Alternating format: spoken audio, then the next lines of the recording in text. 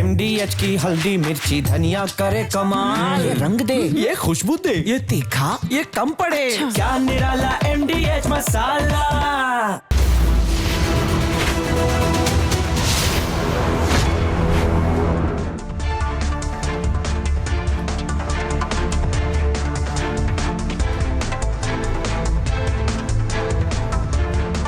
नमस्कार, बहुत स्वागत है आपका। आप देख रहे हैं देश का नंबर 1 न्यूज शो, ये भारत की बात है, और मैं हूं आपके साथ मृदुल शर्मा। होगी देश की हर बात, दिखाएंगे आपको देश और दुनिया की तमाम बड़ी खबरें। और दर्शकों, आज एक बहुत बड़ी खबर आपको बता रहा हूं। भारत में, पूरी दुनिया में एक साजिश की जा रही है, और ये हम नहीं कह रहे, ये खुलासा हुआ है दर्शकों रिपोर्ट में। और रिपोर्ट में खुलासा हुआ तो कई सारी महिलाएं, जिनमें से एक हैं, वो कह रही हैं कि हम बच्चे पैदा करेंगे और इतने करेंगे कि एक दिन मुंबई में मुस्लिम मेयर बनेगा। तो क्या ये पूरी दुनिया में साजिश की जा रही है? आज इसकी हर एक परत खोलेंगे। उससे पहले देखिए कैसे साजिश के सूत्रधार ऐलान कर रहे हैं।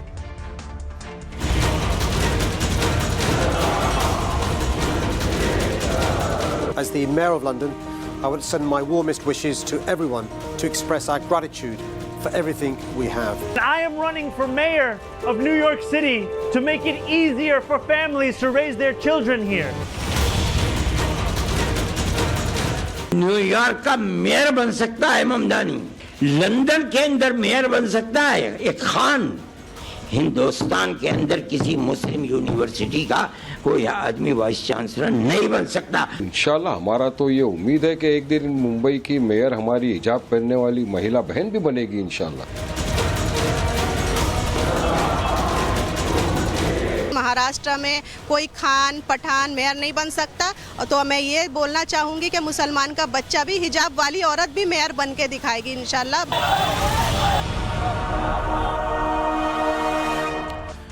सुना दर्शकों आपने। अब मैं आपको बताता हूं दर्शकों, क्या वाकई प्लान बनाया जा रहा है? जो मुंबई खूबसूरत है, भारत की आर्थिक राजधानी है, वहां पर मुस्लिमों की जनसंख्या बढ़ाई जाए। क्या ये तैयारी की जा रही है दर्शकों? क्योंकि कुछ इसी तरह का बयान सामने आया, मैं आपको बताता हूं। दिखाइए जरा तस्वीर। माशाल्लाह पब्लिक बहुत है यहाँ पर। गरीबी है या हमको राशन। अब दर्शकों, ये हैं वो खातून जिन्होंने कहा है कि हम तो ज्यादा बच्चे पैदा करेंगे। पहले आप सुनिए ये क्या कह रही हैं। तो अगर 26 बच्चों की बात कर रहे हैं, तो हम तो किसी से जाके नहीं बोल रहे कि हमारे 26 बच्चे हैं, तो हमारे घर में बहुत गरीबी है, या हमको राशन की हेल्प करो, या हमको एजुकेशन की हेल्प करो, या हमको कुछ पैसे से रिलेटेड हेल्प करो। हम तो किसी के दरवाजे पे नहीं जा रहे ना ये चीज़ बोलने के लिए। हम 26 बच्चे पैदा करें या 39 बच्चे पैदा करें, हम तो खुद पाल रहे हैं ना। हम रात दिन माँ बाप दोनों मिलके मेहनत कर रहे हैं और हम हमारे बच्चों को पाल रहे हैं, तो इसमें कुछ प्रॉब्लम वाली बात नहीं है। तो कि लोग बोल रहे हैं कि मुसलमान मेयर नहीं बन सकता, मुसलमान महाराष्ट्र में कोई खान पठान मेयर नहीं बन सकता, तो मैं ये बोलना चाहूँगी कि मुसलमान का बच्चा भी, हिजाब वाली औरत भी मेयर बन के दिखाएगी इंशाल्लाह। लोगों का सपोर्ट आएगा। दर्शकों, ये साजिश लंदन में रची गई, क्या ऐसी साजिश न्यूयॉर्क में हुई? क्योंकि इशारा तो कुछ ऐसा ही है। अब AIMIM भी ख्वाब देख रही है, कह रही है कि जैसे जैसे आबादी बढ़ेगी वैसे वैसे हम कब्जा जमाएंगे। और दावा तो ये किया जा रहा है कि पठान खान बुर्के वाली भी मुंबई की मेयर बनेगी। सुनिए जरा AIMIM कैसा दावा कर रहे हैं, सुनवाइए। का ऐसा बोलना है कि आई लव महादेव बोलने वाला ही मेयर बनेगा मुंबई का, तो मैं तो संविधान का पालन करने वाला आदमी हूं, तो मैं तो यही बोलूंगा ना कि अगर वो बन सकता है तो आई लव मोहम्मद सल्लल्लाहु अलैहि वसल्लम बोलने वाला क्यों नहीं बन सकता? क्यों कोई खान पठान शेख अंसारी कुरैशी सैयद क्यों नहीं बन सकता मेयर? बनेगा इंशाल्लाह। हमारा तो ये उम्मीद है कि एक दिन मुंबई की मेयर हमारी हिजाब पहनने वाली महिला बहन भी बनेगी इंशाल्लाह। अब दर्शकों, आपको लग रहा होगा कि मैं मजाक कर रहा हूं, ऐसा नहीं है। इशारा कैसे हो रहा है देख रहे हैं आप। सबसे पहले लंदन में सादिक खान मेयर बने। अब दावा यह किया जा रहा है कि वहां पर मुस्लिम आबादी बढ़ी, दिखाइए जरा। वहां पर मुस्लिम आबादी बढ़ती है, धीरे धीरे इतनी बढ़ जाती है कि वहां पर मेयर बनाया जाता है सादिक खान को। सुनिए जरा। The Mayor of London, I would send my warmest wishes to everyone to express our gratitude for everything we have: charity, prayer and reflection. It's an opportunity. As the Mayor of London, I would send my warmest wishes to everyone to express our gratitude for everything we have. Charity, prayer. सुना दर्शकों, आप अब ऐसा ही New York में हुआ दर्शकों। मैं आपको दोनों तस्वीर क्यों दिखा रहा हूं इसे समझिए, क्योंकि पहले आबादी कम थी, धीरे धीरे आबादी बढ़ती गई। न्यूयॉर्क में ऐसा ही हुआ और ज़ोहरान ममदानी मेयर चुने गए। क्या अब ऐसी ही तैयारी मुंबई में है? लेकिन पहले देखिए कैसा मेयर बनने के बाद माहौल बदला न्यूयॉर्क का। As we celebrate the end of Ramadan, we celebrate the end of our fast. And yet we know that for many, that hunger will continue. Whether it be the 500,000 children in our city who go to sleep hungry every night, or whether it be the children in Palestine, or Sudan, or in Yemen. अब दर्शकों, दावा कई जगह यह किया जा रहा है कि दो टारगेट थे, जिसमें बड़ी सिटी थी न्यूयॉर्क, लंदन, और उसके बाद आ गई तीसरी मुंबई। क्या मुंबई में भी अब यही टारगेट किया जा रहा है और इसलिए मुंबई में आबादी बढ़ाई जा रही है? मुंबई में कई सियासी पार्टियां मुसलमानों की रहनुमा बन रही है और उन्हें बरगला रही है। माशाल्लाह पब्लिक बहुत है यहाँ पर। बनकर पूरा मुंबई बनकर ये हमारे हिंदू बहन बेटी को अत्याचार कर रहा है बांग्लादेश में। बनकर भगाओ इधर से, मुंबई से भगाओ। पूरा हमारे मुंबई पे कब्जा किए, पूरा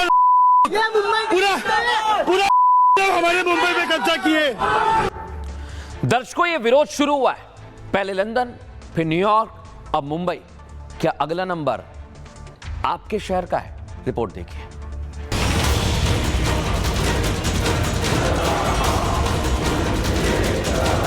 हम 26 बच्चे पैदा करें या 39 बच्चे पैदा करें, हम तो खुद पाल रहे हैं ना।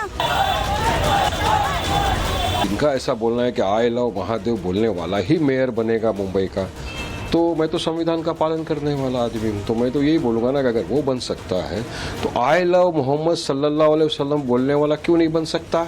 As the Mayor of London, I would send my warmest wishes to everyone to express our gratitude for everything we have. जो लंदन में हुआ, जो न्यूयॉर्क में हुआ, जिसे होने से ब्रिटेन नहीं रोक पाया और जिसको ट्रंप भी नहीं रोक पाए, भारत के मुंबई शहर में वही साजिश की जा रही है। महाराष्ट्र में कोई खान पठान मेयर नहीं बन सकता, तो मैं ये बोलना चाहूंगी कि मुसलमान का बच्चा भी, हिजाब वाली औरत भी मेयर बन के दिखाएगी इंशाल्लाह। तो क्या सच में मुंबई में डेमोग्राफी बदलने के लिए हाई फर्टिलिटी रेट का इस्तेमाल हो रहा है? क्या सच में माझी मुंबई को मुस्लिम मुंबई में बदलने की तैयारी हो रही है? क्या सच में आमची मुंबई को मुस्लिम मुंबई में बदलने की साजिश हो रही है? और इसका लंदन और न्यूयॉर्क से क्या कोई बड़ा कनेक्शन है? आई लव मोहम्मद सल्लल्लाहु अलैहि वसल्लम बोलने वाला क्यों नहीं बन सकता? क्या इस साजिश का टारगेट सिर्फ मुंबई है या दुनिया के वो 7 देश भी ग्रेट रिप्लेसमेंट थ्योरी के खौफ में हैं, जहां 2050 तक भाईजान गेम चेंज करने की तैयारी कर रहे हैं? एक एक सवाल का जवाब आज आपको देंगे और बताएंगे मुंबई वाली साजिश के मास्टरमाइंड कौन कौन हैं। अब दर्शकों, बड़ी बात ये साजिश कैसी की जा रही है आपको बताता हूं। कहां पर की जा रही देख रहे हैं आप। पहले आप देखिए लंदन में, और ये मैं मजाक नहीं कर रहा, ये कई रिपोर्ट्स दावा कर रही है, इसके बारे में आगे आपको बताऊंगा। लेकिन पहले देखिए, लंदन के मेयर बने सादिक खान, क्योंकि वहां पर मुस्लिमों की आबादी बढ़ी। फिर न्यूयॉर्क में भी ऐसा ही कहा जा रहा है कि ज़ोहरान ममदानी बने। और अब क्या टारगेट पर मुंबई है, क्योंकि इसकी चिंता जाहिर की जा रही है कि मुंबई में भी कुछ ऐसा ही हो रहा है। लेकिन दर्शकों, आपने सोचा ये क्यों हो रहा है? इसके पीछे बहुत बड़े कारण हैं, और जो कारण है मैं आपको बताने वाला हूं। ये कारण चौंकाने वाले हैं, और ये कारण आपको जब आप सुनेंगे तो आपको विश्वास नहीं होगा, क्योंकि कुछ ऐसा ही तैयार किया जा रहा है। दिखाता हूं आपको इनकी तैयारी क्या है। दुनिया के 2 सबसे बड़े शहरों में, एक तो लंदन है, दूसरा न्यूयॉर्क। उसके बाद क्या मुस्लिम मेयर वाली प्लानिंग अब मुंबई में साकार की जा रही है? दर्शकों समझिए इसे। बीएमसी चुनाव से पहले डेमोग्राफी बदलाव और मुस्लिम मेयर मुद्दा बन गया। एआईएमआईएम के नेता ने कहा कि मुंबई की मेयर एक बुर्के वाली बनेगी। इतना ही नहीं, जहां आरा शेख ने कहा 2047 तक हमारी तैयारी है, यही है जहां आरा शेख। 2047 में मुंबई का मेयर खान पठान या बुर्के वाली बनाकर दिखाएंगे, जिसके बाद मुंबई की बदलती डेमोग्राफी और साजिश का शक पैदा हो गया। क्या मुंबई में मुस्लिम आबादी साजिश के तहत तेजी से बढ़ाई जा रही है? सवाल गंभीर है। क्या ऐसी ही साजिश के तहत लंदन में सादिक खान मुस्लिम मेयर बने जो आप देख रहे हैं? क्या ज़ोरान ममदानी का न्यूयॉर्क मेयर बनना भी ऐसी ही किसी प्लानिंग का हिस्सा है? क्योंकि दुनिया के 2 बड़े शहर पर कब्जा करने के बाद अब मुंबई टारगेट पर है, क्योंकि जिस मुंबई में 1961 तक मुस्लिम आबादी महज 8% थी, साल 2011 में यही मुस्लिम आबादी 8 से 13 पहुंच गई और कुल 21% हो गई। यानी AIMIM नेता ने 2047 तक मुस्लिम मेयर बनाने की जो थ्योरी दी है वो इसी का हिस्सा है, क्योंकि रिपोर्ट में भी 2050 तक मुंबई में 54% मुस्लिम आबादी का दावा किया गया है। 54% दर्शकों। और इसे लेकर AIMIM नेता तो दावा ठोक कर कह रहे हैं कि हम बनाएंगे, लेकिन बीजेपी की तरफ से जवाब दिया जा रहा है। सुनिए। बनेगा इंशाल्लाह। हमारा तो ये उम्मीद है कि एक दिन मुंबई की मेयर हमारी हिजाब पहनने वाली महिला बहन भी बनेगी इंशाल्लाह। बन सकते थे कि पहले भी मुसलमान लोग बने। भारत के प्रेसिडेंट बन चुके हैं APJ Abdul Kalam Azad ji, vice president रह चुके हामिद साहब, कितने सारे गवर्नर हैं जो बने हैं मुसलमान। मगर ये बोलना कि नहीं ये बोलने वाला ही बनेगा, ये बिल्कुल असंवैधानिक है। ऐसा नहीं है, जनता जनार्दन है। पब्लिक जिसको मोहब्बत से नवाजेगी, वोटों से नवाजेगी, वो जीतेगा और इंशाल्लाह मेयर बनेगा। हिंदुत्व के विचार की सरकार जो हिंदू समाज ने चुन के लिए है उस महाराष्ट्र में रहते हैं, इसलिए इस तरीके की कोई भी सपने अगर उनको देखने हो तो वो आज ही अपने बैग पैक करके ये शहर से निकल जाएं, क्योंकि ऐसे कोई भी सपने हम लोग पूरे करने देंगे नहीं। क्योंकि जहाँ जहाँ भी इस तरीके के कोई मतलब बुर्खा डालने वाले हो या तो जिहादी मानसिकता के लोग जहाँ जहाँ भी पूरे विश्व में चुन के आए हैं, उन्होंने वहाँ हिंदू समाज को ख़त्म करने का काम, हिंदू की संख्या कम करने का काम और जिहाद बढ़ाने का ही काम किया है। एक बड़े मौलाना है दर्शकों देश में, उन्होंने चंद दिन पहले मुस्लिम मेयर वाली बात कही थी। तब तो ये इत्तेफाक लग रहा था, लेकिन आज ये बड़ा प्रासंगिक लग रहा है। सुनिए जरा। गवर्नमेंट मुल्क की आजादी के बाद इस पर लगी हुई है कि मुसलमान को सर नहीं उठाने देना है। एक आदमी न्यूयॉर्क का मेयर बन सकता है, ममदानी लंदन के अंदर मेयर बन सकता है एक खान, हिंदुस्तान के अंदर किसी मुस्लिम यूनिवर्सिटी का कोई आदमी वाइस चांसलर नहीं बन सकता। अब दर्शकों में जो आपको बताने वाला हूं, आप कहेंगे कि बिल्कुल आप ठीक कह रहे हैं। आपको वो तस्वीर दिखाता हूं, शायद आप भूल गए होंगे। याद कीजिए ये तस्वीर, ये हमने आपको दिखाई थी मुंबई में हलाल सोसाइटी, और ऐसा कॉन्सेप्ट है ये कई नेताओं ने बताया। लेकिन सुनिए जरा कैसे एनवायरनमेंट की बात की जा रही थी। सुकून एम्पायर में रीडिस्कवर करें authentic community living, like minded families जो सेम वैल्यूज शेयर करती हैं। किड्स बिल्कुल हलाल एनवायरनमेंट में सेफली ग्रो कर रहे हैं। एल्डर्स को रिस्पेक्ट और केयर मिलता है naturally. Values driven community experience करो। सुकून एम्पायर में रीडिस्कवर करें authentic community living, like minded families. दर्शकों आपने देखा, कहा जा रहा है कि हलाल एनवायरनमेंट पैदा किया जाएगा। क्या ये हलाल एनवायरनमेंट ऐसा होगा? आप खुद इस तस्वीर को देखिए और समझिए। मुंबई का धारावी का इलाका है, कई इलाकों की तस्वीर है। आप खुद समझ जाएंगे कि कितना बड़ा खेल चल रहा है।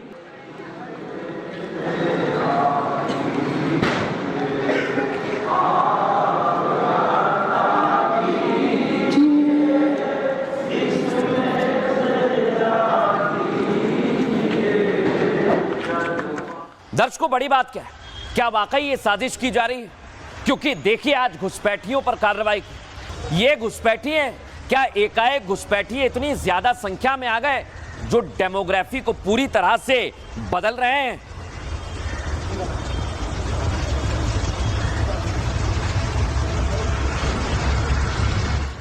अब इधर घुसपैठियों पर कार्रवाई की जा रही है, उधर मैंने आपको बताया कि साजिश के तहत शायद ऐसा किया जा रहा है।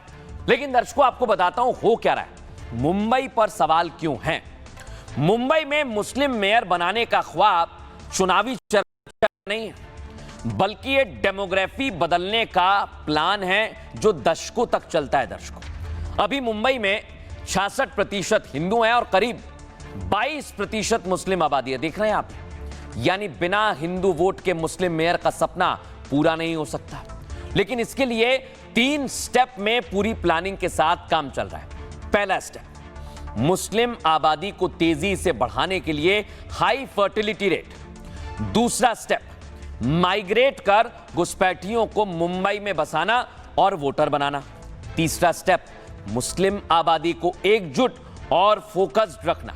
यह रिपोर्ट क्या कहती है दर्शकों? बांग्लादेश रोहिंग्या घुसपैठिए बसाए गए। अवैध अप्रवासियों ने मुंबई की झुग्गियों में अत्यधिक भीड़ बढ़ाई, जैसे धारावी। लेकिन हैरत की बात तो यह कि सरकार के पास इनका डेटा तक नहीं है। लंदन में मुस्लिम मेयर बनने के पीछे यही पैटर्न देखा जा चुका है और लंदन में 2021 से 2025 के बीच 76% मुस्लिम आबादी में बढ़ोतरी हुई दर्शकों। और लंदन के ये मुस्लिम ज्यादातर पाकिस्तान, बांग्लादेश या इमिग्रेट होकर वहां पहुंचे। और कुछ इसी तरह न्यूयॉर्क में 1971 से 2025 के बीच मुस्लिम 800% तक बढ़े। इसी तरह मुंबई में 2050 तक मुस्लिम आबादी 54% तक पहुंचने की आशंका है। यानी ये घुसपैठिए ये बार बार यहां पर आकर मुस्लिम आबादी बढ़ा रहे हैं क्या? आज गृह मंत्री अमित शाह ने भी चुनौती दे दी है, वार्निंग दे दी है। सुनवाता हूं आपको। 1 लाख बीघा से ज्यादा भूमि घुसपैठियों से मुक्त कराई गई है। हमारा काजीरंगा का महान पार्क घुसपैठियों ने कब्जे किया था, वहां उनको भी खदेड़ने का काम आसाम सरकार ने हेमंत जी के नेतृत्व में किया है। ये कांग्रेस पार्टी सालों तक इनको आगे बढ़ाते रही।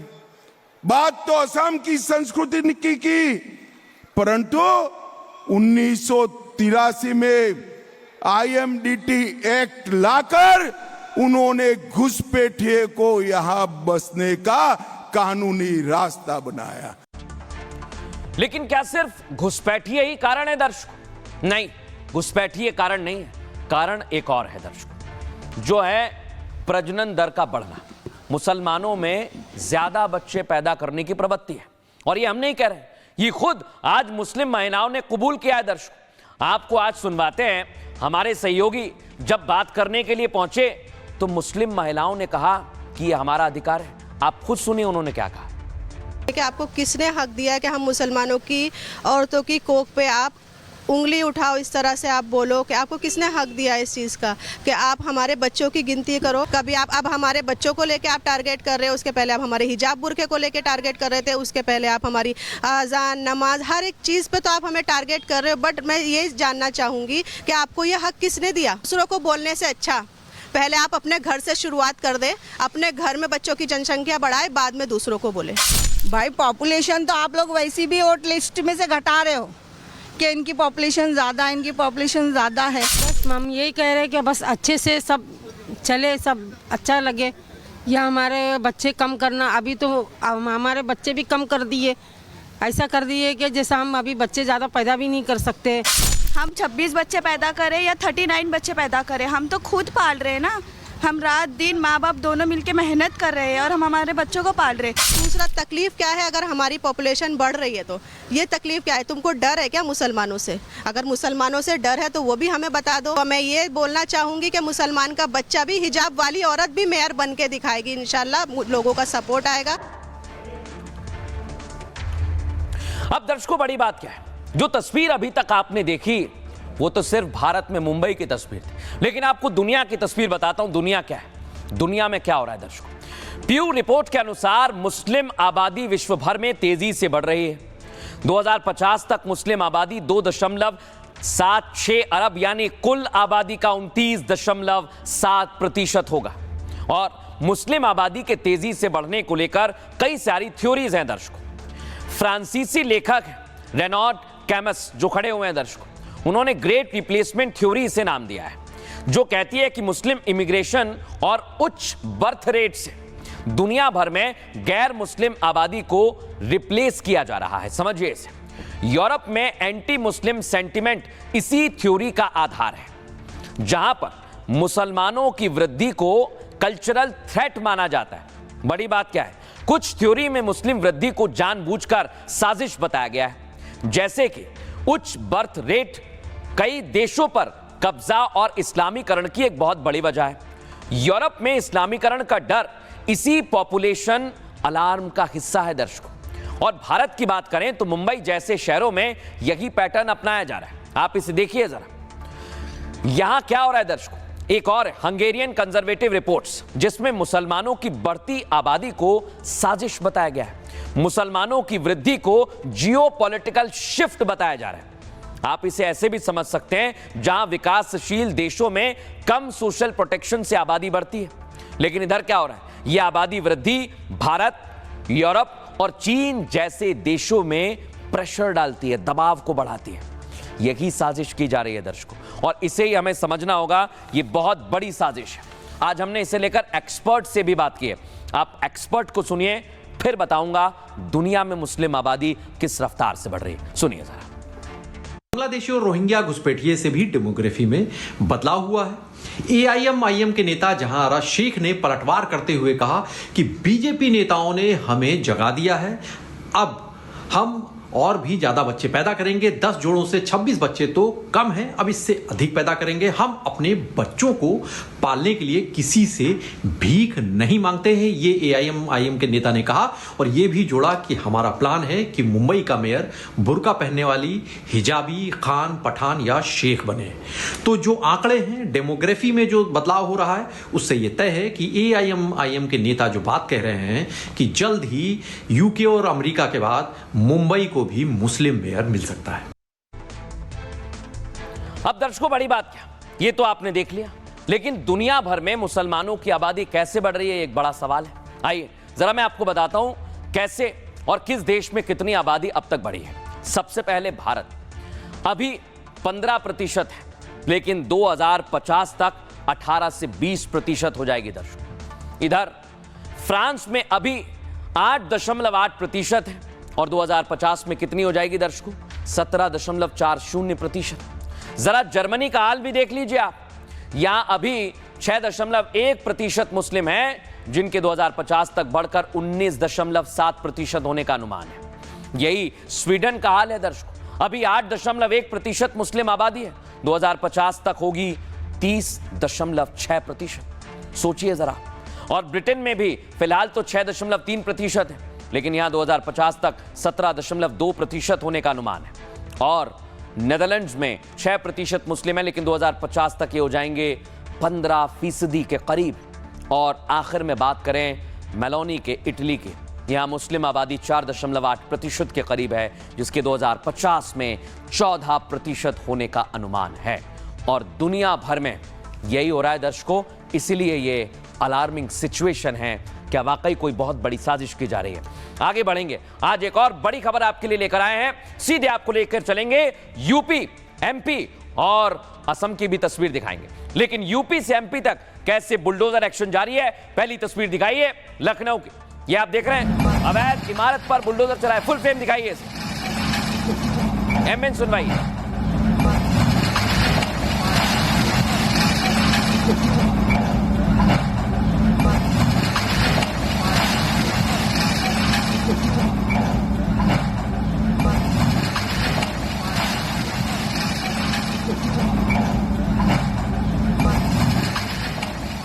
ये आपने तस्वीर देखी लखनऊ की, अब मैं आपको दिखाता हूं सीतापुर में। देख रहे हैं आप, अवैध निर्माण को कैसे ध्वस्त कर दिया गया, नेस्ते नाबूद कर दिया है बुलडोजर से।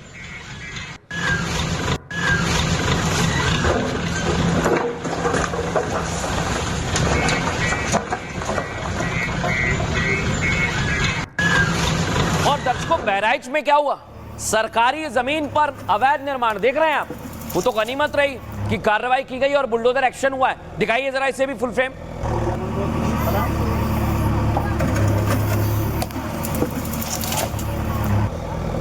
अब दर्शकों, ये तो ही बात यूपी की, लेकिन MP में क्या हुआ है ये देख रहे हैं आप, इसको फुल फ्रेम दिखाइए। बुलडोजर से जबरदस्त कार्रवाई की जा रही है।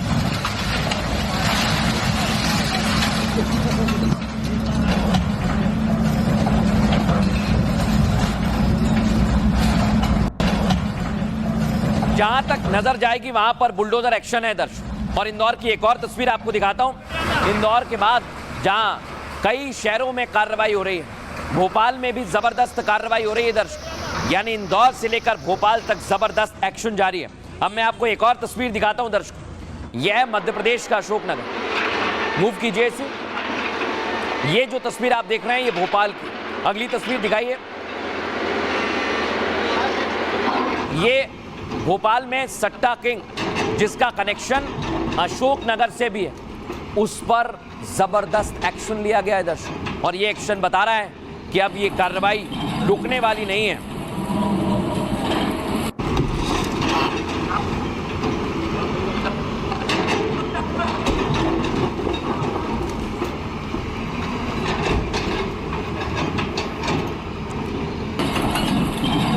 ये तस्वीर आप देख रहे हैं दर्शक। भोपाल में मोहन फोर्स ने एक्शन लिया है और कहा है कि जब एक्शन होगा तो पुलिस अपना काम मुस्तैदी के साथ करेगी। एमएन सुनाई।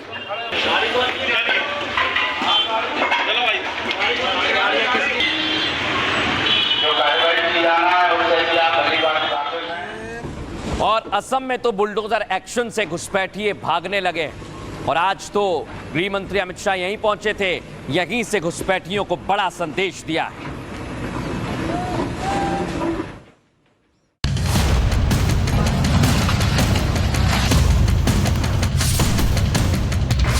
उत्तर प्रदेश हो या मध्य प्रदेश या फिर असम, बुलडोजर की दहाड़ हर जगह सुनाई दे रही है। कहीं इमारतें जमींदोज हो रही हैं तो कहीं अवैध कब्जा खाली हो रहा। सरकार चुन चुन कर भ्रष्टाचारी और बेईमानों का हिसाब कर रही है।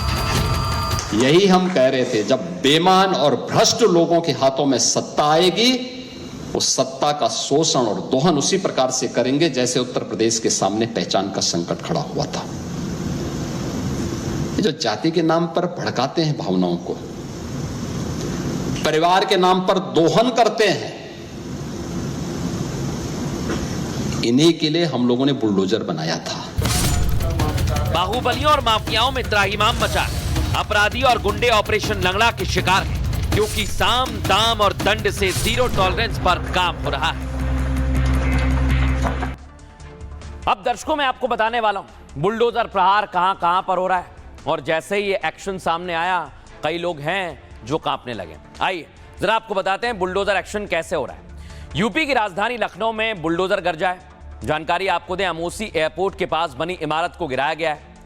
लखनऊ विकास प्राधिकरण ने इसे अवैध बताया दर्शक। सील होने के बाद बिल्डर इसे बना रहा था। सोचिए आप, सीएम योगी के आदेश पर आज इसे जमींदोज कर दिया गया है। सीतापुर में भी अवैध निर्माण पर प्रशासन का बुलडोजर चला है। खबर यह है कि हाजी शकील ने 3 करोड़ की जमीन पर कब्जा कर लिया था। सरकारी जमीन पर गेस्ट हाउस चलाया जा रहा था, जिसे आज ध्वस्त कर दिया गया है। इतना ही नहीं, बहराइच में भी सरकारी जमीन पर बनी इमारत को जमींदोज किया है। और मध्य प्रदेश में भी कुछ ऐसा ही हुआ। यूपी की तरह एमपी में भी बुलडोजर एक्शन हो रहा है। देख रहे हैं यहाँ पे इंदौर में ट्रेजर डाउन के पास, जहां बिजलपुर तक बुलडोजर गरजा है। अवैध निर्माण की वजह से सड़क निर्माण रुक गया था। एक साथ 4 बुलडोजर से सभी अवैध जगह को तोड़ा गया। भोपाल में होटल आजाद पैलेस पर बुलडोजर से कार्रवाई हुई है। भोपाल के पास साथ साथ अशोकनगर में भी सट्टा किंग ने जहां उस पर भी कार्रवाई की। भारी पुलिस बल की तैनाती में अवैध कब्जे को हटाया गया। और आपको ये बताएं, असम में भी कुछ ऐसा ही हो रहा है। असम में अवैध कब्जे और घुसपैठियों पर सरकार एक्शन ले रही है। सीएम हिमंता बिस्वा शर्मा लगातार सख्ती दिखा रहे हैं। सीएम हिमंता बिस्वा शर्मा सख्ती दिखा रहे हैं। विश्वनाथ जिले में अवैध कब्जे पर बुलडोजर चला के और करीब 664 अवैध निर्माण को बुलडोजर से ध्वस्त कर दिया गया। लेकिन दर्शकों, आज यूपी में कार्रवाई को लेकर योगी आदित्यनाथ ने चेताया है। सुनवाते हैं उन्होंने क्या कहा।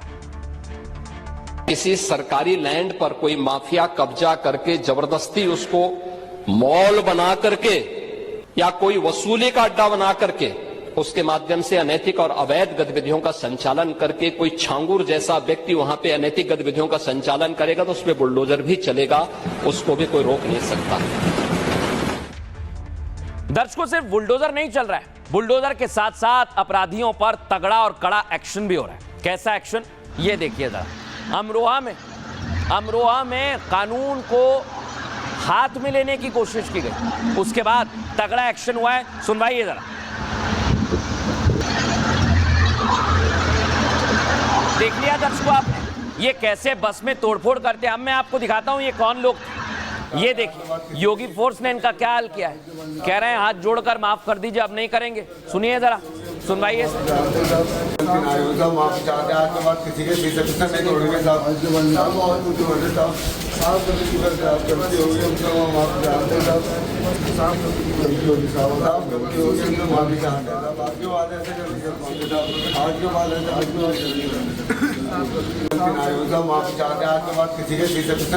देखा दर्शकों आप, ये तो माफी मांग रहे हैं, लेकिन हापुड़ में तो गजब हो गया।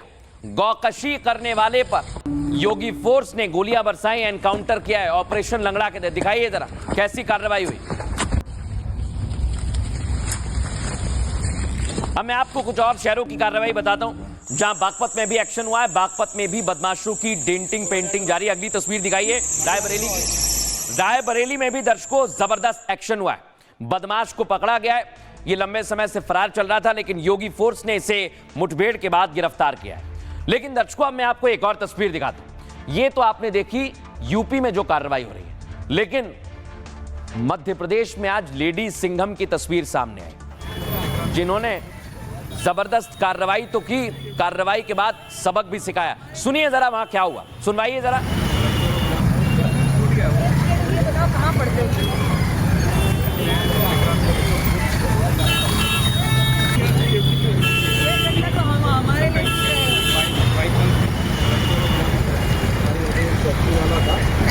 ऐसी गाड़ी थी, ऐसी सेफ्टी कर रही है सर।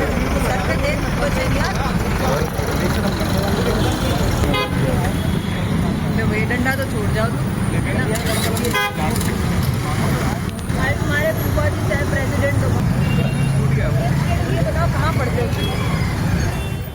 कह रहे हैं हमारे फूफा प्रेसिडेंट हैं। लेडी सिंघम के बारे में आपको आगे बताएं, उससे पहले बताते हैं यूपी में कैसी कार्रवाई हुई है। यूपी में अपराधियों पर जबरदस्त एक्शन हुआ है दर्शकों। जानकारी है कि योगी फोर्स गुंडों को सबक सिखाने में लगी हुई है। अमरोहा में 4 बदमाशों का एनकाउंटर हुआ है। खबर यह कि अपराधी शाहनवाज, वकील अजीम और शाहबुद्दीन को बस में तोड़फोड़ करने को लेकर गिरफ्तार किया। चारों को पकड़ लिया गया दर्शकों, और उसके बाद एक्शन हुआ तो सभी पुलिस से माफी मांगने लगे। हापुड़ में अकील, नदीम और अबरार पुलिस से भिड़ गए। जानकारी आपको दे दें, मुठभेड़ में तीनों ऑपरेशन लंगड़ा का शिकार हुए हैं, और बागपत में बावरिया गैंग के 2 अपराधियों का एनकाउंटर भी हुआ है। रायबरेली में हथियार के साथ फरार अपराधी अबरार पकड़ा गया है। आपको जानकारी दें, यूपी के बाद एमपी में क्या हुआ, ये है वो लेडी सिंघम। यूपी की तर्ज पर मध्य प्रदेश में भी कानून तोड़ने वालों पर खास नजर है। ग्वालियर में वाहन चेकिंग के दौरान एक शख्स ने दादागिरी की। एडिशनल एसपी अनु बेनीवाल इनका नाम है। उन्होंने वर्दी की ताकत बताई क्या होती है। युवक की कार में ब्लैक फिल्म, काली पन्नी जो लगी रहती है दर्शकों, जिससे आर पार कुछ दिखता नहीं है, वो लगी हुई थी, और एक डंडा था ये वाला। पुलिस ने डंडा ढूंढ लिया। पुलिस ने चालान काटा तो नेता से रिश्तेदारी की दुहाई देने लगे। कहने लगे हमारे फूफा जी प्रेसिडेंट हैं। एएसपी ने कहा तुम्हारे फूफा चाहे प्रेसिडेंट हो, चालान तो आपका किया जाएगा। लेडी ने तल्ख तेवर में जैसे ही फटकारा, उनकी चर्चा पूरे ग्वालियर में हो रही है। और इस कार्रवाई को कहा जा रहा है कि जब कार्रवाई होती है तो फिर अच्छे ठीक हो जाते हैं। सुनिए जरा। इसके लिए सरकार के द्वारा प्रयास प्रारंभ हुए। एक, सुरक्षा का बेहतर वातावरण, गुंडागिर्दी नहीं, गुंडा टैक्स नहीं, माफिया राज नहीं, मनमानापन नहीं, बल्कि अपराध और अपराधियों के प्रति जीरो टॉलरेंस, भ्रष्टाचार और भ्रष्टाचारियों के प्रति जीरो टॉलरेंस। अब दर्शकों, जो मैं खबर आपको अगली बताने वाला हूं, उसे सुनकर तो आप कहेंगे क्या ऐसा भी हो सकता है? बिल्कुल दर्शकों, ऐसा हुआ है।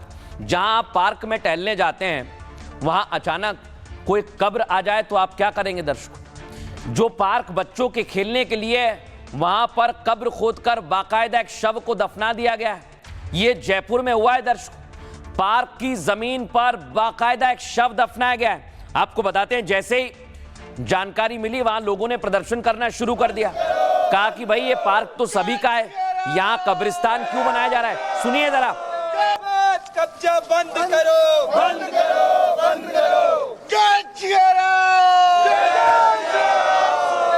श्री राम। बस कब्जा बंद करो।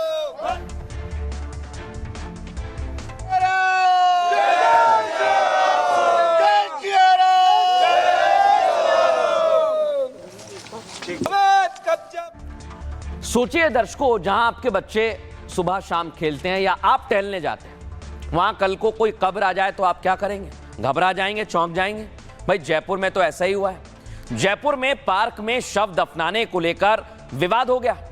जयपुर के गांधी इंक्लेव कॉलोनी में सार्वजनिक पार्क है दर्शकों। दावा किया कि मुस्लिम महिला के शव को पार्क में दफना दिया। देख रहे हैं आप। घटना के बाद विश्व हिंदू परिषद और बजरंग दल के सदस्य पार्क में पहुंच गए। हिंदूवादी संगठनों ने इस घटना पर नाराजगी जाहिर की और पूछा, कब्रिस्तान के बजाय पार्क में शव क्यों दफनाया? पार्क की जमीन पर कब्जा जमाने का शक जताया गया। कई घंटे तक पार्क में जमकर नारेबाजी हुई। प्रशासन ने उग्र लोगों को समाधान का भरोसा दिया है। मुस्लिम समुदाय से प्रशासन ने बात भी की है। इसके बाद मुस्लिम समुदाय ने अपनी गलती मान ली, शव को पार्क से हटाने का भरोसा दिया है। तब जाकर लोगों का गुस्सा शांत हुआ है। लेकिन दर्शकों, ये तो चौंकाने वाली बात है। जहां सुबह शाम आप टहलने जाते हैं, वहां अगर कोई शव दफना दे तो फिर तो दिक्कत होगी। सुनिए लोग क्या कह रहे हैं। हमारे को 2 दिन पहले सूचना मिली थी कि यहाँ से एक महिला लेडीज को दफनाया गया है यहाँ पे, और नाइट में दफनाया गया है। किसी को पता नहीं लगा। अचानक जैसे बजरंग दल वालों को हमारे को पता लगी, सूचना मिली, ग्रामीण वालों को सूचना मिली, हम सारे एकत्रित होकर प्रशासन को बुलाया गया। प्रशासन ने हमारे को सपोर्ट किया है। बाकायदा जो फैमिली जिन्होंने यहाँ पे किया था उनको पाबंद भी कर रखा है, अभी थाने पे है वो। हमारा जो कॉलोनी का पार्क था, इस पे अवैध कब्जा किया जा रहा है और एक मुस्लिम महिला को यहाँ पे दफनाया गया, और दफनाने के बाद में धीरे धीरे वहाँ पे एक मकबरा बनाने की कोशिश की जा रही थी। और हमारे यहाँ के जो हिंदू समाज है वो सारा एकत्रित हुआ, इसका विरोध प्रदर्शन किया। विरोध प्रदर्शन करने के बाद में हिंदुओं के अंदर एक आक्रोश है। और दर्शकों, अब जो खबर मैं आपको बताने वाला हूं वो आपको देखनी चाहिए। आप कहेंगे ऐसा क्या हो गया? आपको बताऊं मैं, आतंकी कल बहुत बड़ी बैठक करने वाले हैं और ये बैठक भारत के खिलाफ होगी, इसमें कोई दो राय नहीं। लेकिन इन्हें पता नहीं है ब्रह्मोस का टारगेट सेट है। लेकिन पहले आपको दिखाता हूं आतंकियों की क्या तैयारी है। देख रहे हैं आप, इसमें बाकायदा आतंकियों की रैली की बातें कही गई और इसमें हाफिज का कमांडर सैफुल्ला भी पहुंचेगा, जो पहलगाम का मास्टरमाइंड है। दर्शकों, आपको अगली तस्वीर दिखाऊं मैं। दावा किया जा रहा है कि मुनीर और पाक आर्मी जब कुछ कर नहीं पाए तो उन्हें कोफ्त हो रहा है और इसलिए वो आतंकियों को इकट्ठा कर रहे हैं। आतंकियों को जमात में इकट्ठा किया जा रहा है और एक बड़ी साजिश को अंजाम देने की तैयारी है। लेकिन दर्शकों, आपको बताता हूं मैं, सैफुल्ला जो राइट हैंड है, जो पहलगाम का मास्टरमाइंड है, वो कैसे बार बार धमकी देता है, गीदड़ भपकी देता है, क्योंकि वो जानता है कि वो कुछ कर नहीं सकता। सुनिए जरा। आगे बढ़ो, एक कारकुन ताकत बन जाए, तहरीक बन जाए, कुव्वत बन जाए और लश्कर बन जाए और एक मुतहर्रिक किरदार बन जाए, कोई पीछे न रहे। बहुत जल्द वो वक्त आने वाला है, इंशाअल्लाह कश्मीर भी ला इलाहा इल्लल्लाह की जागीर बनने वाला है। अब दर्शकों, बड़ी बात क्या है, इन लोगों को ये चाहे जागे या सोए सिर्फ कश्मीर दिखता है और आतंकी तो कश्मीर कश्मीर कश्मीर कह के गीदड़ भपकी दे रहा है। सुनिए जरा। कश्मीर मोदी की यलगार से गम नहीं काम लेंगे, यहाँ प्यार से हम लड़ेंगे तो हैदर की तलवार से गम। सितम के ये सब साए एक दिन छटेंगे, न फिरकों की तलवार से हम बटेंगे। देखिए दर्शकों, ये सिर्फ ख्वाब देख रहे हैं, इन्हें पता नहीं है भारत की तैयारी क्या है। आपको आगे बताऊंगा, लेकिन पहले इसे देखिए। ये है डिप्टी पीएम पाकिस्तान के और ये बाकायदा खुद बता रहे हैं कि भारत ने नूर खान एयरबेस पर आतंकियों को मारा और ऑपरेशन सिंदूर हुआ। सुनिए जरा।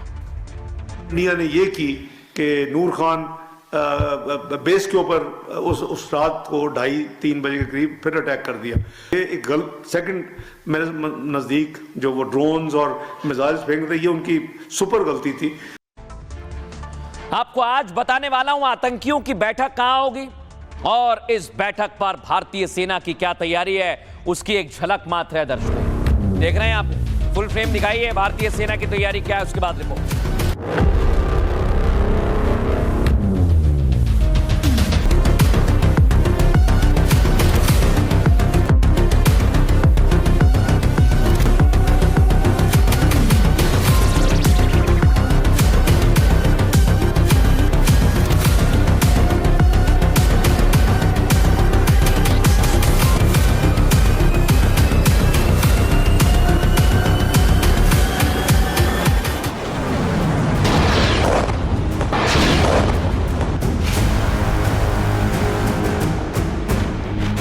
शुरू हो गई है।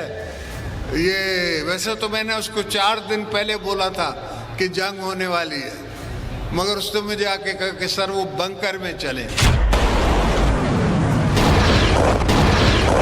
नूर खान बेस के ऊपर उस रात को 2:30-3 बजे के करीब फिर अटैक कर दिया। जो वो ड्रोन्स और मिसाइल्स फेंक रहे, ये उनकी सुपर गलती थी।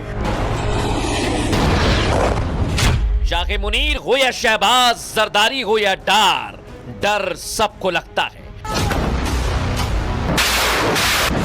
ब्रह्मोस की धमक से गला सबका सूखता है,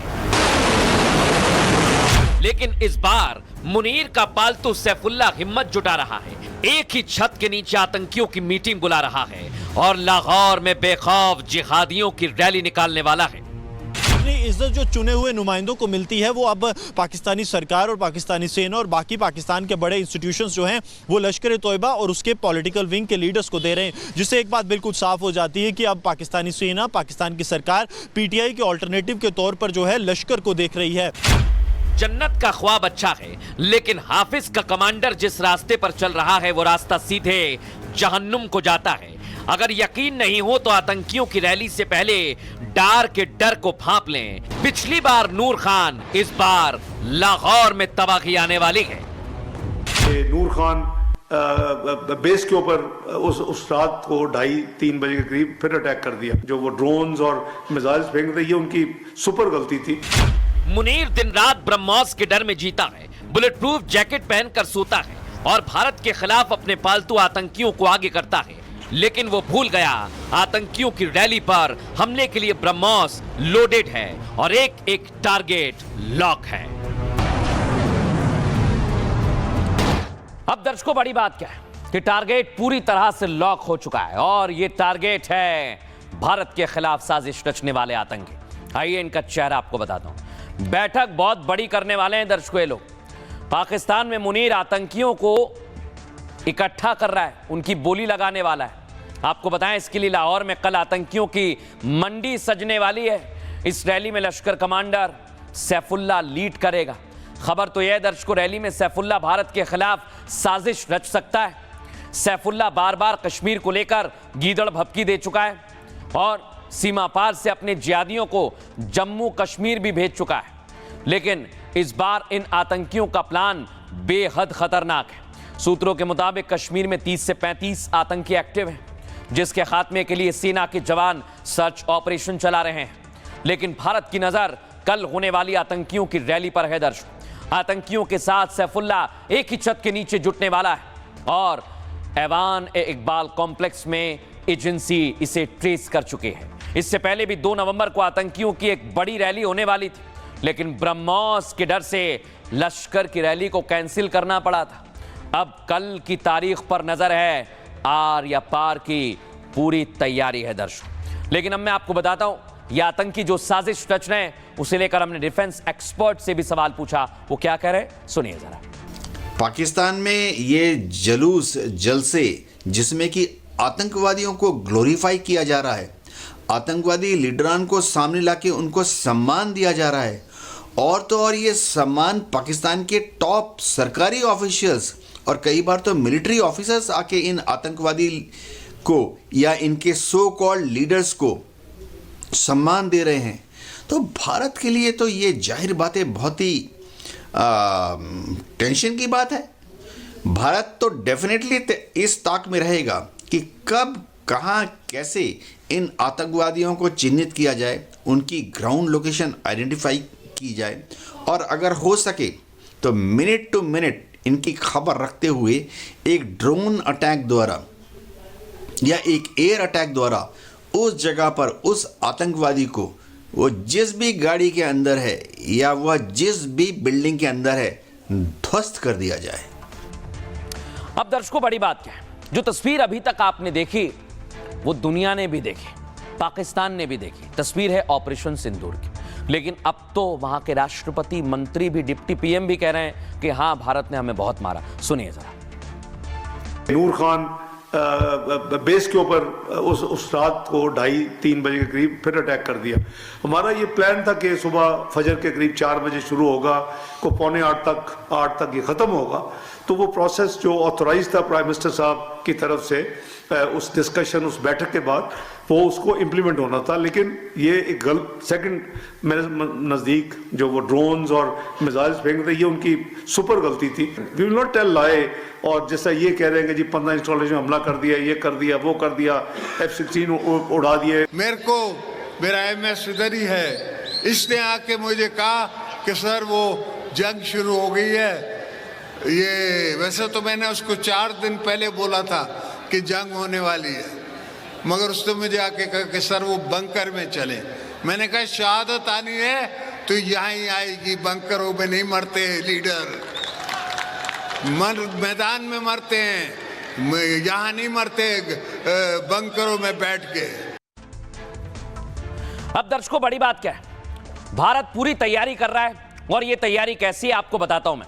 एक बड़ी डिफेंस डील होने वाली है दर्शकों, और 79,000 करोड़ की डिफेंस डील की पूरी तैयारी हो गई है। अगली तस्वीर आपको बताता हूं मैं। डिफेंस डील तो होगी, लेकिन इधर में कई सालों से भारत जो तैयारी कर रहा है, पाकिस्तान में मुनीर अपने जवानों का सौदा कर रहा है। सुनिए जरा वहां क्या दावा किया जा रहा है।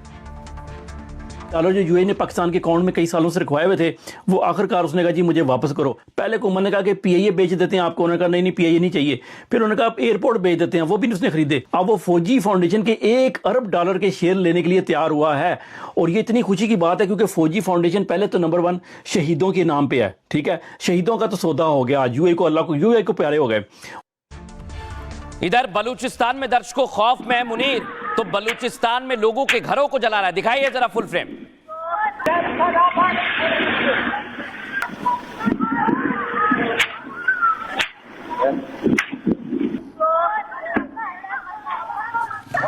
और दर्शकों इधर कैसे मुनीर के जासूस टीटीपी ने भून दिए, देख रहे हैं आप।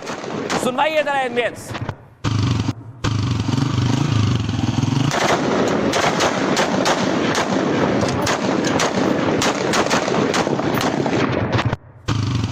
और इधर टीटीपी के लड़ाके जबरदस्त तबाही मचा रहे हैं वजीरिस्तान में, यानी मुनीर साजिश कर रहा है, उधर टीटीपी ने मुनीर और पाक सेना का जीना मुहाल कर दिया है। सुनिए जरा।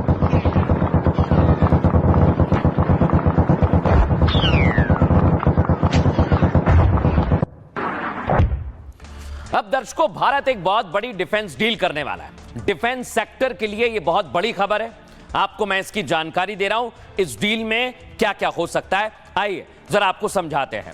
भारतीय सेना भविष्य की जंग के लिए पूरी तरह से तैयार है। आतंकी मुल्क को सबक सिखाने के लिए डिफेंस डील हुई है दर्शकों। यह डिफेंस डील 1-2 नहीं बल्कि 79,000 करोड़ की है दर्शकों। थल सेना, वायुसेना और नौसेना के लिए हथियार खरीदे जाएंगे। यह पैसा खासकर स्वदेशी हथियारों पर ही खर्च किया जाएगा। थल सेना के लिए अत्याधुनिक तकनीक पर फोकस किया गया है। अत्याधुनिक ड्रोन जो दुश्मन के ठिकानों पर सटीक हमला करें, जो आप देख रहे हैं। नौसेना के बेड़े में मजबूत टेक बोट भी शामिल किए जाएंगे और इसके अलावा हाई एल्टीट्यूड ड्रोन्स को भी शामिल किया जाएगा। आपको यह भी जानकारी दें, वायुसेना के लिए MK2 air to air missile और लंबी दूरी से सटीक बमबारी के लिए स्पाइस 1000 भी लिए जाएंगे। इससे दुश्मन पर बढ़त मिलेगी और भारत की रक्षा को और मजबूती मिलेगी, और इसके लिए पूरी तैयारी है दर्शकों।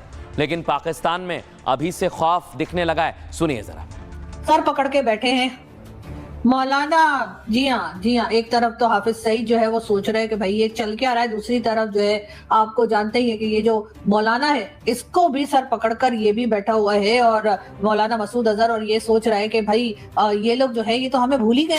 जब भारत और पाकिस्तान की जंग हो रही थी तो मुझे मेरे मिलिट्री सेक्रेटरी ने कहा कि जनाब आप जो है वो बंकर में चले जाएं। वो दिल गुर्दा कहाँ से लाओगे जो हमारे सपा सालार के पास है, यानी कि उनका इशारा जो है वो फील्ड मार्शल आसिम मुनीर की तरफ था और उनका कहना ये था कि जनरल आसिम मुनीर के पास जो दिल गुर्दा और पता नहीं फेफड़े कान नाक पता नहीं कौन कौन से उन्होंने जो है बॉडी ऑर्गन गिनवा दिए कि वो कहाँ से लाओगे, ये कहना था जी आसिफ अली जरदारी साहब का। और कह किसको रहे थे, वो कह रहे थे जी भारत को। जी हाँ, भारत के लिए उनका ये कहना था कि हम और जहाज भी गिरा सकते थे लेकिन हमारे दिल में क्योंकि रहम बहुत है तो इसलिए हमने और जहाज नहीं गिराए। हालात तो बेहतर नहीं है, लेकिन पाकिस्तान ने ये बहुत देर ये सब कुछ नहीं किया बिकॉज उनको पता था कि दुनिया हमें वॉच कर रही है and we need to get into this piece हमने ये करना है।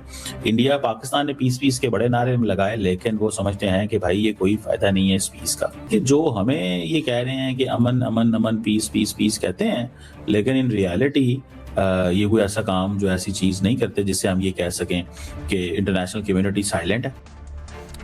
अब दर्शकों आज एक और बहुत बड़ी खबर आपको बता रहा हूं। जो जंग 2022 से चल रही है, क्या 2026 में वो जंग खत्म हो जाएगी? दावा किया है डोनाल्ड ट्रंप ने, मुलाकात हुई है जेलेंस्की के साथ, लेकिन अब पुतिन पर ही सब कुछ टिका हुआ है। दिखाते हैं आपको, ये देखिए आप, अमेरिका में ट्रंप जेलेंस्की से मिल रहे हैं और इधर रूस का यूक्रेन के कीव पर हमला, यूक्रेन की राजधानी कीव पर हमला जारी है। अब आपको एक और तस्वीर दिखाता हूं दर्शकों। 28 तारीख पुतिन ने बहुत बड़ा हमला किया। दावा किया जा रहा है जैसे जैसे हमले बढ़ेंगे वैसे वैसे ये जंग और दिनों तक चलेगी, लेकिन ट्रंप ने आज बहुत बड़ा दावा कर दिया है दर्शकों। दिखाता हूं मैं आपको तस्वीर। जेलेंस्की पहुंचे हैं अमेरिका और दावा किया है कि ट्रंप के साथ शांति समझौते पर बहुत कुछ बातें हुई हैं और इसी दौरान सड़कों पर वहां क्या दिखा है आपको एक तस्वीर दिखाता हूं, उसके बाद जानकारी दूंगा। लोगों ने बैनर पोस्टर लेकर वहां पर इकट्ठा हुए, देख रहे हैं आप, कई लोगों के हाथ में यूक्रेन का झंडा है और ये बताया जा रहा है कि अब जल्द ही युद्ध रुकने वाला है। लोग कह रहे हैं कि आप सही कदम उठाइए। अब आपको दिखाता हूं मैं जिस मुलाकात पर दुनिया की निगाहें, साल के अंत में ये मुलाकात हुई है, क्या 2026 में जंग खत्म हो जाएगी? क्योंकि दोनों की मुलाकात 2 घंटे हुई और दावा किया गया कि 90 से 95% सहमति बन चुकी है और यही बात वहां की मीडिया ने भी पूछी। दर्शकों देख रहे हैं आप, डोनाल्ड ट्रंप से जब सवाल पूछा तो उन्होंने क्या कहा है, सुनवा रहा हूं मैं आपको। Terrific meeting. We discussed a lot of things. As you know, I had an excellent phone call with President Putin that lasted for over 2 hours. We discussed a lot of points, and I do think we're getting a lot closer, maybe very close. अब दर्शकों 4 सालों से Ukraine में जबरदस्त बमबारी हुई है। हमने वहां की तस्वीर देखी है, कई शहरों में आज भी बमबारी जारी है। क्या 2026 में ये जंग खत्म हो जाएगी? रिपोर्ट देखिए।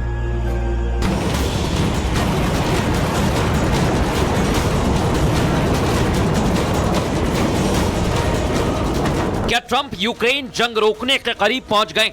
ट्रंप ने फ्लोरिडा के अपने रिजॉर्ट में जेलेंस्की से लंबी बातचीत की। ट्रंप ने दावा किया कि वो जंग रोकने के बहुत करीब पहुंच गए हैं। ट्रंप की माने तो समझौते को लेकर 95% बात बन गई है। Terrific meeting. We discussed a lot of things. As you know, I had an excellent phone call with President Putin that lasted for over 2 hours. We discussed a lot of points, and I do think we're getting a lot closer, maybe very close. रूस Ukraine के बीच करीब 4 साल से जंग जारी है। America में जब ट्रंप जेलेंस्की से मीटिंग कर रहे थे उस वक्त भी रूस की मिसाइलें यूक्रेन में कहर बरपा रही थी। जाहिर है पुतिन को मनाना इतना आसान नहीं है, लेकिन ट्रंप के दावे ने जंग रुकने को लेकर उम्मीद जगा दी है। अब दर्शकों मैं आपको बताने वाला हूं कि पूरी तैयारी हो गई है, यह दावा किया जा रहा है डोनाल्ड ट्रंप की तरफ से। लेकिन क्या हुआ मीटिंग में, आइए जरा समझते हैं। जेलेंस्की पहुंचे हुए हैं अमेरिका दर्शकों, और अमेरिका के राष्ट्रपति डोनाल्ड ट्रंप ने इसी दौरान बड़ा दावा कर दिया है। यूक्रेन के राष्ट्रपति वोलोदिमीर जेलेंस्की से मुलाकात के बाद ट्रंप ने कहा है जंग रोकने के लिए समझौते से बहुत कुछ निकला है, हम काफी करीब पहुंच गए हैं। ट्रंप जेलेंस्की ने करीब 3 घंटे तक लंबी बैठक की है। ट्रंप के मारे लागो रिजॉर्ट में रविवार को यह मीटिंग हुई है दर्शकों। और ट्रंप ने कहा कि डील को लेकर 95% हमारी सहमति बन गई है। ट्रंप ने कहा कुछ मुद्दों पर बातचीत अभी बाकी है। युद्ध कब रुकेगा इसकी कोई तय समय सीमा तो नहीं है। जंग में बहुत से लोग मारे गए हैं और अब दोनों राष्ट्रपति समझौता करना चाहते हैं। ट्रंप ने मीटिंग से पहले पुतिन से फोन पर भी बात की। आपको जानकारी दे दें, ट्रंप ने पुतिन से 2 घंटे से ज्यादा बातचीत की है। पुतिन के साथ बातचीत काफी सार्थक रही है। उन्होंने कहा मीटिंग के बाद ज़ेलेंस्की ने भी दावा कर दिया है, हम समझौते के बहुत करीब हैं। शांति हासिल करना आसान नहीं है, लेकिन हर मुलाकात हमें उसके करीब लाती जा रही है। अभी वो सबसे बड़ा सवाल डॉनबास का है। रूस चाहता है कि यूक्रेन अपना पूर्वी इलाका डॉनबास छोड़ दे, लेकिन ज़ेलेंस्की ने कहा अगर रूस पहले युद्ध रोकने को तैयार होता है तो फिर हम देश के लोगों से राय लेंगे और जनमत संग्रह करा लेंगे। लेकिन ज़ेलेंस्की इधर अमेरिका पहुंचे हैं, ट्रंप से मुलाकात कर रहे हैं। उधर पुतिन क्या बोले आपको बताता हूं मैं। इस दौरान रूस के हमले लगातार जारी है, वो रुक नहीं रहे। पुतिन ने साफ कहा कि अगर यूक्रेन शांति से बात नहीं मानता तो रूस ताकत के बल पर अपने टारगेट को पूरा करके ही दम लेगा।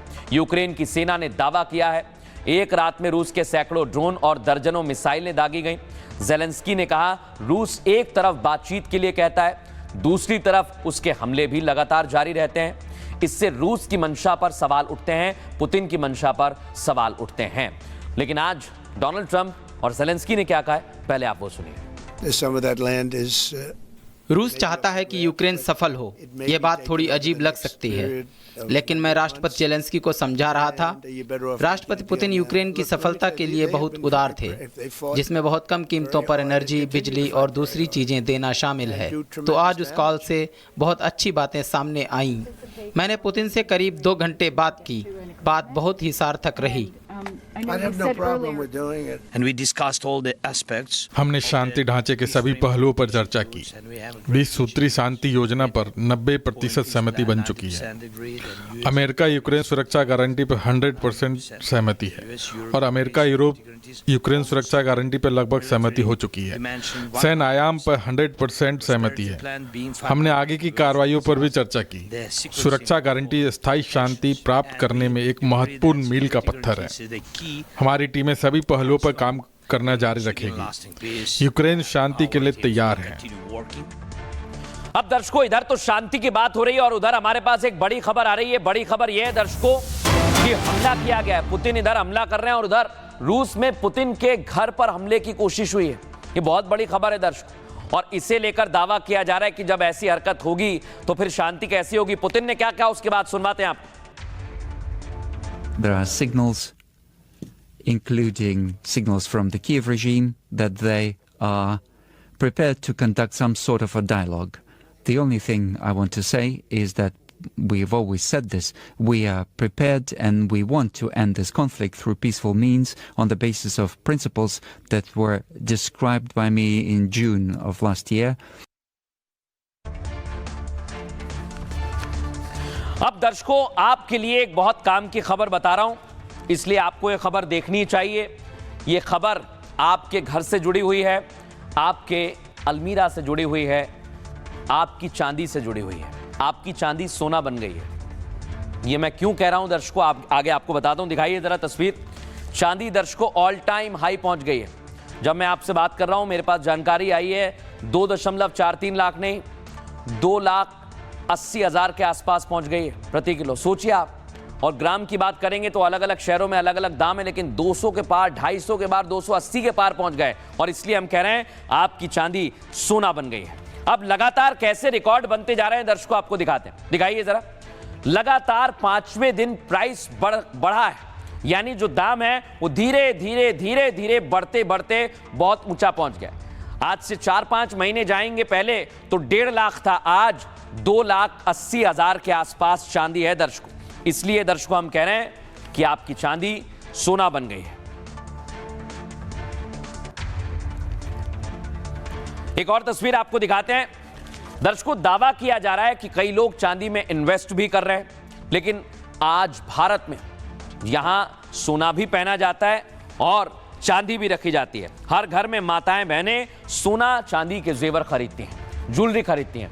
लेकिन कैसे चांदी लगातार बढ़ती जा रही है दर्शकों, ये आपके लिए कितना महत्वपूर्ण है, आपके पॉकेट के लिए कितना महत्वपूर्ण है, आइए जरा हम बताते हैं दुनिया में चल क्या रहा है। चांदी में इन्वेस्ट करने वालों के लिए खुशखबरी है। सोना और चांदी के दाम ऑल टाइम हाई पर पहुंच गए हैं। चांदी का भाव आज 2,81,000 रुपए प्रति किलो पहुंच गया, जो अब तक का चांदी का सबसे ऊंचा भाव है। 2025 में प्रति किलो चांदी का भाव करीब 1.5 लाख रुपए बढ़ा है। वहीं सोना 1,38,161 रुपए प्रति 10 ग्राम से ओपन हुआ। गोल्ड में क्या बड़ी बात है दर्शकों, अमेरिका के ब्याज दर घटने की वजह से डॉलर कमजोर हुआ है और सोने की होल्डिंग कॉस्ट कम हो गई है। इससे लोग खरीदने लगे हैं। रूस यूक्रेन जंग और दुनिया में तनाव बढ़ने की वजह भी एक कारण है। निवेश सोने को सबसे सुरक्षित मानकर खरीदा जा रहा है। चांदी में क्यों तेजी आई है? सोलर इलेक्ट्रॉनिक्स और ईवी में भारी इस्तेमाल हो रहा है चांदी का। चांदी अब सिर्फ ज्वेलरी नहीं है, जरूरी कच्चा माल बन गई है। अमेरिकी कंपनियां चांदी का भारी स्टॉक जमा कर रही हैं। ये बहुत बड़ी खबर है। उन्हें डर है कि ट्रंप टैरिफ लगाएंगे तो ग्लोबल सप्लाई बाधित हो जाएगी। प्रोडक्शन रुकने के डर से कंपनियां चांदी खरीद कर रख रही हैं। यही वजह है कि आने वाले महीने में ये चांदी और ज्यादा बढ़ेगी, चांदी में और ज्यादा तेजी देखने को मिलेगी। लेकिन दर्शकों, ये तो आपकी चांदी की बात रही, लेकिन अब न्यू ईयर आने वाला है, नया साल, अंग्रेजी नववर्ष की पूरी तैयारी हो रही है। लेकिन भारत में उसे लेकर कैसे लोगों में उत्साह है, उमंग है, आपको तस्वीर दिखाते हैं। अयोध्या से लेकर मथुरा तक दर्शकों श्रद्धालु ही श्रद्धालु नजर आ रहे हैं। दिखाइए जरा पहली तस्वीर, ये आप देखिए। नए साल में वृंदावन की तस्वीर आप देखिए। लेकिन हम आपसे अपील करेंगे कि आप वृंदावन अभी ना जाएं तो बेहतर होगा, क्योंकि मंदिर प्रशासन की तरफ से भी यही कहा जा रहा है। वहां पर जबरदस्त भीड़ है। अगली तस्वीर आपको दिखा रहा हूं दर्शकों में। बांके बिहारी मंदिर में देख रहे हैं आप, श्रद्धालु इतनी बड़ी संख्या में पहुंचे हैं कि वहां पर पांव रखने की जगह नहीं है, और ये नए साल के पहले ही है। अब मंदिर प्रशासन ने श्रद्धालुओं से अपील की है, देखिए 5 जनवरी तक ना आया, और इसलिए क्योंकि यहां पर बहुत ज्यादा भीड़ है। अब मैं आपको एक अयोध्या की तस्वीर दिखाता हूं, दिखाइए जरा। अयोध्या में भी बड़ी संख्या में लोग पहुंच रहे हैं, श्रद्धालु पहुंच रहे हैं प्रभु श्री राम के दर्शन करने के लिए। एक और तस्वीर आपको दिखाता हूं मैं। यहां बनारस में भी ऐसी तस्वीर देखने को मिल रही है, और बनारस में भी बड़ी संख्या में भीड़ देखने को मिल रही है, यानी श्रद्धालु वहां पर जा रहे हैं, और इसलिए नए साल में काफी ज्यादा भीड़ देखी गई है। लेकिन नए साल में दर्शकों बड़ी संख्या में श्रद्धालु पहुंच रहे हैं। कितनी जगह पर कैसे माहौल हैं, आपको जाना चाहिए, नहीं जाना चाहिए, आइए जरा हम आपको विस्तार से समझा देते हैं। नए साल पर मंदिरों में श्रद्धालुओं की भीड़ उमड़ रही है। दावा यह कि काशी, मथुरा, अयोध्या में अभी से भीड़ लगने लगी है। भीड़ को देखते हुए प्रशासन ने कड़े इंतजाम किए हैं। देश के 4 प्रमुख धामों में 10 लाख भक्त पहुंच सकते हैं। 31 दिसंबर और 1 जनवरी को बड़े मंदिरों में लाखों भक्त पहुंचेंगे। वाराणसी, मथुरा जैसे शहरों में सभी होटल 3 जनवरी तक बुक हैं। 80 से ज्यादा धर्मशालाएं फुल हो चुकी हैं। पैर रखने की जगह नहीं है दर्शकों वहां पर। और राम मंदिर में भीषण ठंड के बावजूद भक्तों में खासा उत्साह है। राम जन्मभूमि और हनुमानगढ़ी में लंबी कतार देखी जा रही है। 31 दिसंबर से 1 जनवरी तक 2 से 4 लाख श्रद्धालु वहां आ सकते हैं। 1 जनवरी 2026 तक सभी वीआईपी पास बुक हो चुके हैं। सामान्य दर्शन की व्यवस्था सुचारू रूप से चल रही है। और इधर वृंदावन में क्या हो रहा है? बांके बिहारी मंदिर में जबरदस्त भीड़ है, अपार भीड़ पहुंच रही श्रद्धालुओं की। हर दिन हजारों भक्त दर्शन के लिए वहां पर पहुंच रहे हैं।